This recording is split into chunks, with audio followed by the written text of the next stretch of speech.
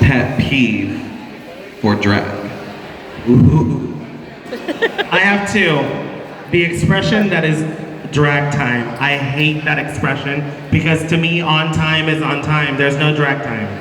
I get so frustrated when someone's like, I'm a drag queen, I'm gonna take my time. No, if you're getting paid to be there at 11, get there at 11. Thank you. Not 11:20 and say it's drag time. Because if you showed up to work 20 minutes late, what would happen? You could get fired, right? Thank you, that's my number one.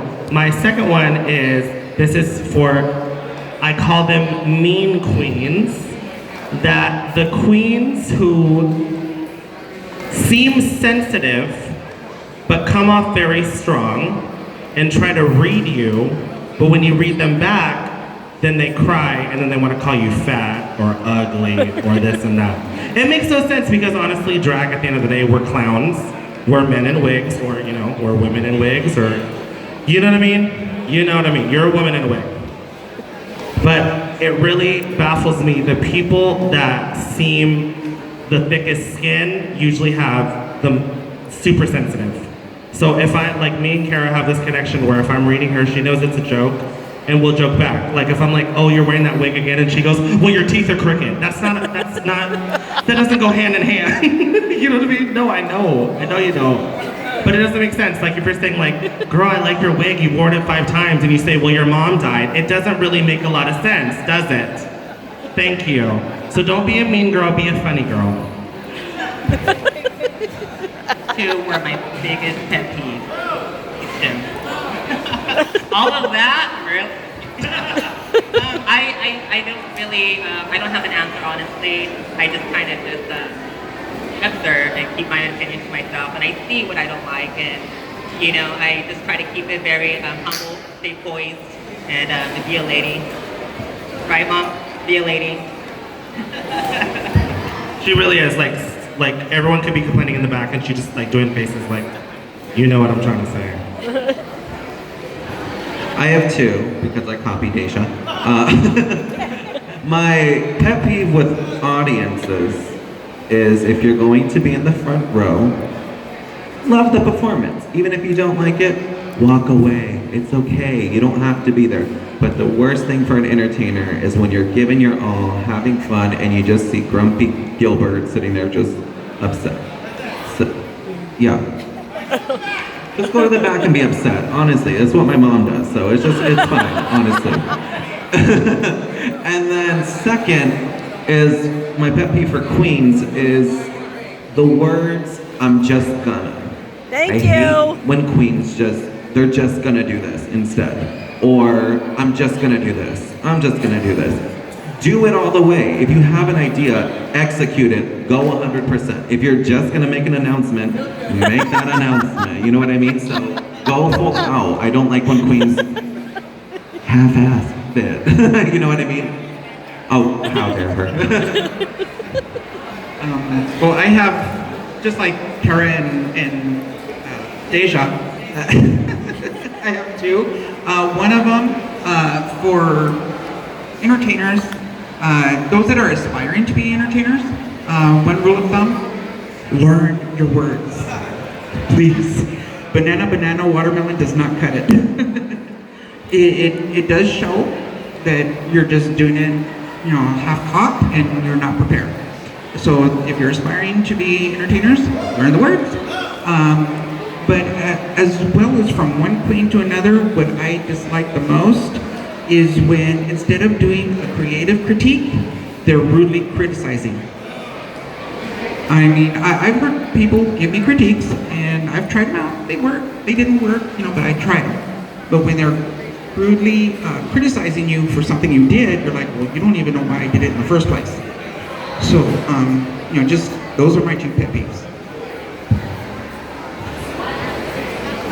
Mine would be glued beads instead of sewn beads on an outfit. Like, that drives me insane.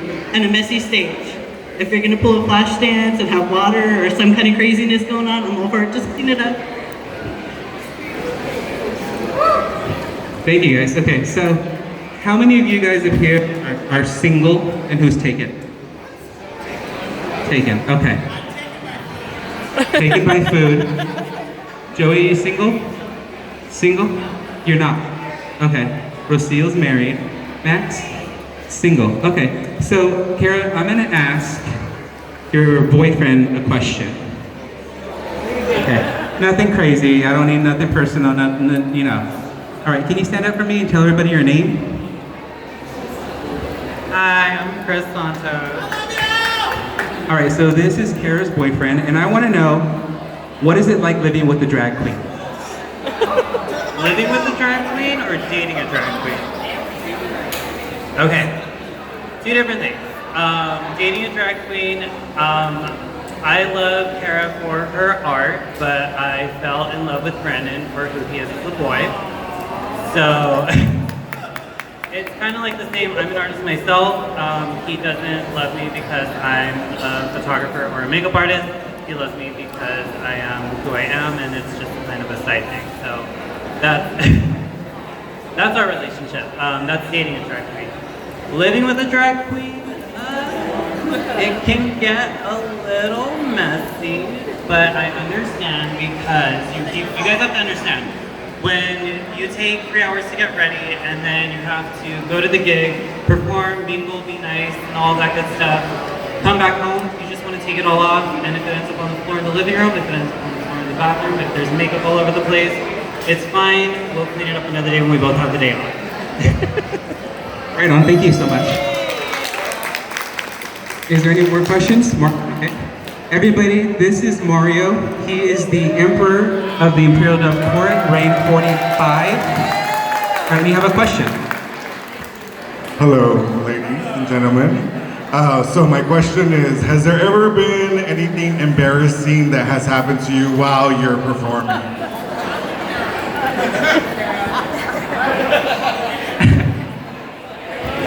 This is gonna be good, huh? Yeah. All right, here we go. I just fell, like right when I got here. Okay, so if you guys saw these like skyscrapers here, right? I thought I was like hot, you know what, in the back, and I was like, bye girl, see you out there. And I freaking ate it so fast. Oh my god, and I fall a lot. Like I've slipped on beer. It's just normal for me, but honestly, I'm clumsy, and if you know me, I'm really clumsy, but I fall all the time. And I crop dust the audience, so that's pretty embarrassing too. Y'all gonna have pink eye. Why did you bring her here? I'm just kidding. Yeah, in case you guys felt that earthquake earlier, that was this one falling, guys. So the most embarrassing thing, can you hold this for me? It's about to get juicy. The most embarrassing thing that has ever happened to me, I blame my friend, Victoria De Leon. So I did Beyonce, because obviously I look just like her. So I did Beyonce, okay, Jay-Z. So I did Beyonce, and I did like, because I'm completely bald, that's Mr. Potato Head. So I did like a base wig, right? And then I put a ponytail on top. So I had my friend, I was like, pin it in, girl, I don't want it to fall off, I don't want it to fall off. So she's pinning it. Again, I have scalp, just scalp. She's pinning it like crazy. So I get out there, girl, I'm feeling myself, right? I'm a, ring the alarm. Oosh. First one was fine. I've been doing this too long. Flies off to God knows where. I turn around to twerk. My entire head is bleeding.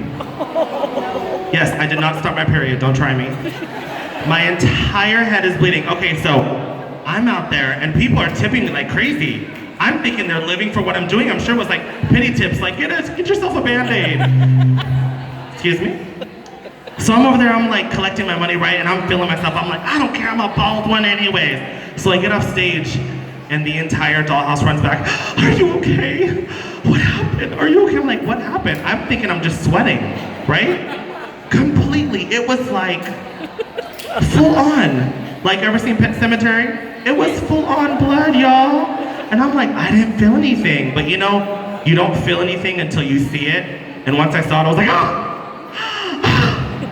You're a beezy, Victoria, you're a beezy. So that was the most embarrassing. I, knock on wood, I've never fallen. Wait, Shabam, is she gonna jump from there? Yeah, knock on wood, I've never fallen. But honestly, that was the most embarrassing thing for me, and yeah. Needless to say, we're not friends anymore. I'm just kidding, I love her. Nothing extreme like that. However, being a part of the Exotic show, we had a few anniversaries, and when you do anniversaries, there's a lot of rehearsing. And we rehearse, but the day of the gig and the big old anniversary happens, Vandy and I got stuck a few times.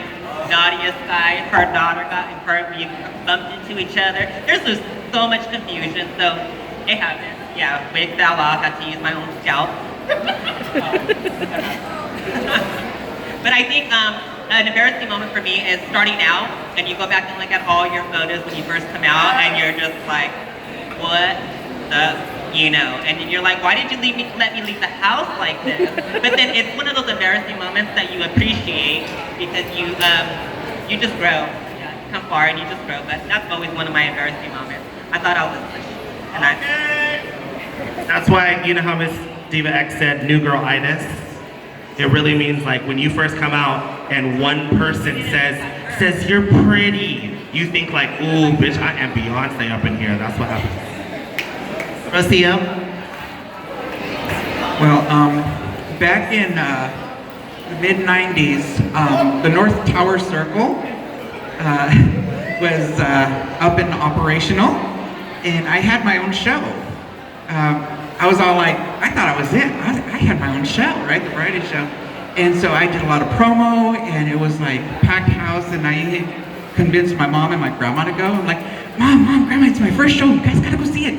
I just did this number, and I practiced a lot. I want you guys to be proud of me. So they go, and they sit front row center, and to cheer me on and everything. And so I'm doing my song, and just dancing away and everything. If you could read my mind, I know some of you might know that song. And so there's a musical part where I'm just twirling. Well, I lost my footing, and all I remember is seeing my feet go up and over my head. And I slammed on the floor, butt first, in front of everybody. And everybody's like, oh, that's all you hear. And I was like, I couldn't help. I was laughing.